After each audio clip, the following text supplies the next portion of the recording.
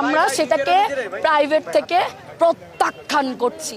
আপনারা কমিটি ঘোষণা করেছেন, এবার আমি বলি আপনাদেরকে যখন ডিবি পুলিশ তুলে নিয়ে গিয়েছিল 5 জন সমন্বয়ককে, আমরা সারা বাংলাদেশের মানুষ যে বুড়া লিস্টকে প্রত্যাখ্যান করেছিলাম এবং প্রাইভেট সেখানে সর্বোপরি সর্বোত্তম তারা অবদান রেখেছে।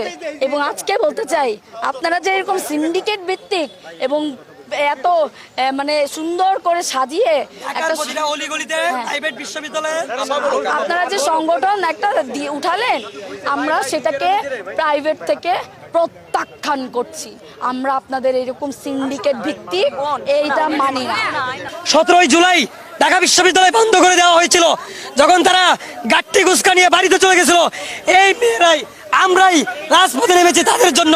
তাদের এটা সবসময় চিন্তা করা উচিত যে আমরা কাদের গায়ে হাত তুলতেছি, আমরা কাদের সাথে বৈষম্য করতেছি। তারা একবারও স্বীকার করতেছে না জুলাই গণ অভ্যুত্থানের মেইন স্টেক হোল্ডার কারা ছিল।